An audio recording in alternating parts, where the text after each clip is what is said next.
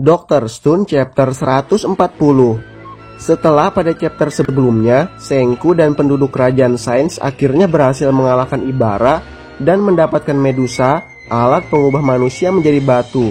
Ternyata musuh utama atau dalang dari pembatuan yang terjadi di seluruh permukaan bumi masih belum diketahui dan belum terjawab.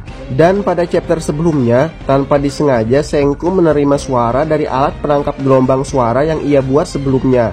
Dan secara mengejutkan, suara yang tertangkap tersebut terdengar seperti suara Senku yang sedang memberikan perintah pengaktifan Medusa dengan jarak sejauh diameter bumi dalam waktu 1 detik, yang membuat semua penduduk kerajaan Sains yang mendengar hal tersebut pun mulai kebingungan dan ketakutan. Namun setelah mengetahui sedikit informasi sejarah tentang Medusa dari Matsukaze, yaitu seorang yang baru dibangkitkan oleh Senku, setelah pada sebelumnya Soyuz pernah melihat patung seseorang yang di tangannya terdapat sebuah tanda yang mirip seperti tanda Medusa. Dan setelah mendengar sedikit informasi sejarah, melakukan perhitungan dan menganalisa gelombang suara yang tertangkap tersebut, Senku pun berhasil melacak asal dari suara tersebut dan mengatakan bahwa musuh mereka yang sebenarnya berada di bulan. Lalu kejadian menarik apa saja yang terjadi pada chapter kali ini? Mari kita bahas satu persatu.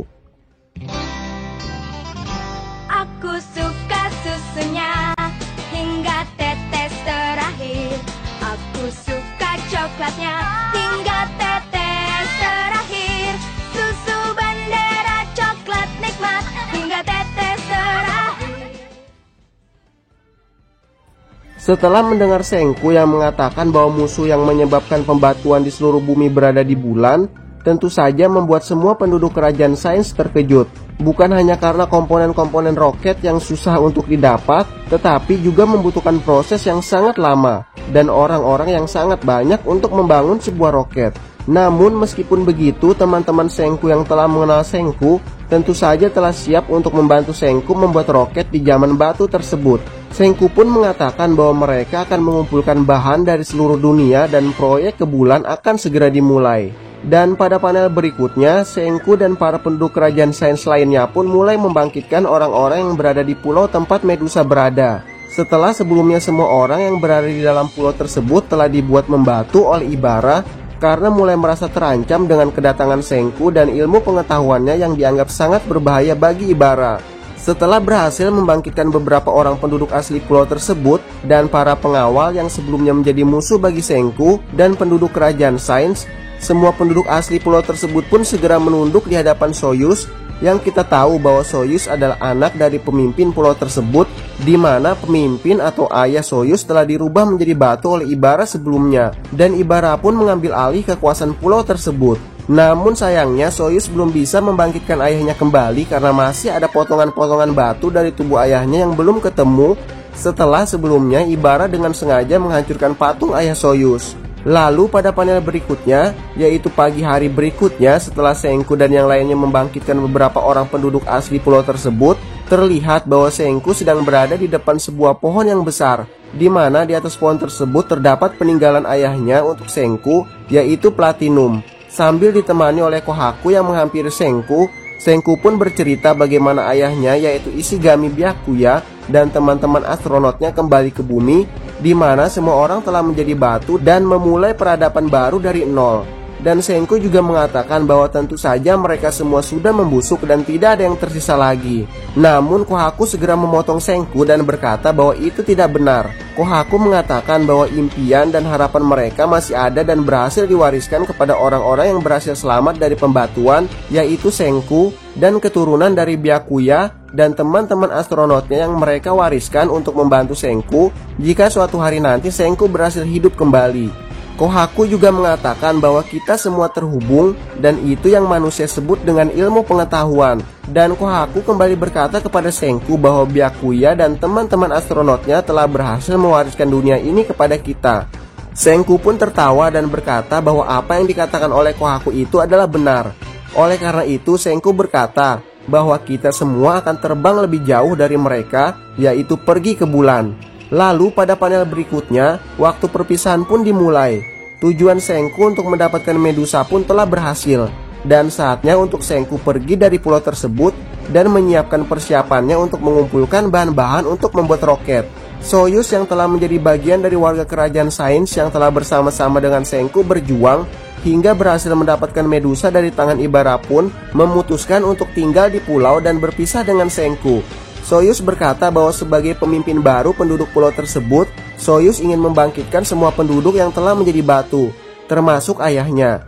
Soyuz juga berkata bahwa ia telah mengingat formula cairan pembangkit dan akan membuatnya untuk mengembalikan para penduduk pulau tersebut. Namun karena mengetahui bahwa Senku dan kerajaan Sains akan menghadapi Wayman, seseorang yang belum diketahui kekuatannya, Soyuz pun meminta Kirisame, salah seorang pengawal Ibara sebelumnya, untuk menemani dan membantu Senku dan kerajaan Sains. Selain itu, Matsukaze, seorang yang mengetahui sejarah dari Medusa, yang pada masa kehidupannya dulu sebelum menjadi batu, memiliki seorang tuan yang mirip seperti Ginro. Dengan otak culasnya, Ginro pun mengajak Matsukaze untuk ikut bersama mereka dan memintanya untuk menjadi pelayannya. Kirisame dan Matsukaze pun menjadi bagian baru dari kerajaan Sains.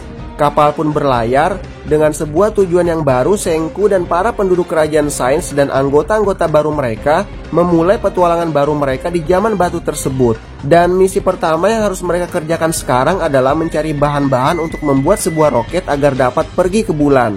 Namun masalah berikutnya yang muncul adalah selain dari pencarian bahan-bahan untuk membuat roket dan waktu pengerjaan yang lama, Ukyo juga mengatakan bahwa kursi untuk sebuah roket hanya cukup untuk 3 orang, sama seperti kapsul Soyuz yang ditumpangi Byakuya dan teman-teman astronotnya dulu ketika mereka kembali ke bumi. Dan dalam percakapan tersebut, Senku menyebutkan bahwa 3 orang yang akan pergi ke bulan adalah seorang pilot, seorang ilmuwan terbaik, dan seorang yang kuat. Untuk seorang pilot, kemungkinan terbesarnya akan diduduki oleh Ryusui, karena seperti yang kita ketahui bahwa Ryusui mahir dalam hal-hal tersebut. Untuk ilmuwan terbaik, tentu saja kemungkinan besar Senku yang akan berangkat, sedangkan Chrome akan tinggal. Karena jika terjadi sesuatu pada Senku, maka Chrome adalah ilmuwan terakhir yang tersisa di bumi, dan Chrome harus terus mewariskan ilmu pengetahuan pada generasi-generasi selanjutnya.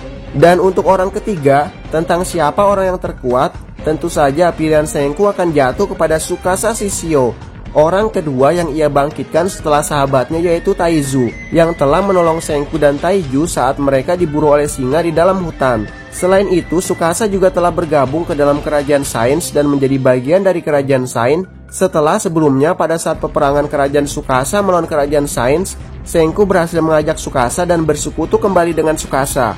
Meskipun seperti yang kita ketahui bahwa saat ini Tsukasa masih membatu setelah sebelumnya menerima luka parah akibat serangan anak buahnya di kerajaannya sendiri. Sehingga untuk menyelamatkan nyawa Tsukasa, Senku harus mengubah Tsukasa menjadi batu dan kemudian membangkitkannya kembali. Karena seperti yang kita ketahui bahwa proses pembatuan dapat menyembuhkan seseorang bahkan dari kematian. Sama seperti ketika Tsukasa membunuh Senku dalam anime season pertamanya, Taiju dan Yuzuriha memberikan cairan ajaib kepada tubuh Senku yang masih terdapat batu yang belum terlepas dari proses pembatuannya, dan berhasil membangkitkan Senku meskipun dengan yakin Tsukasa telah membunuh Senku sebelumnya. Nah, itulah kejadian-kejadian menarik yang terjadi pada chapter kali ini. Gimana menurut kamu? Tinggalkan komentar kamu di bawah ya. Terima kasih sudah menonton video kali ini, dan jangan lupa untuk dukung dan subscribe channel ini agar channel ini boleh terus berkembang. Terima kasih. Sayonara.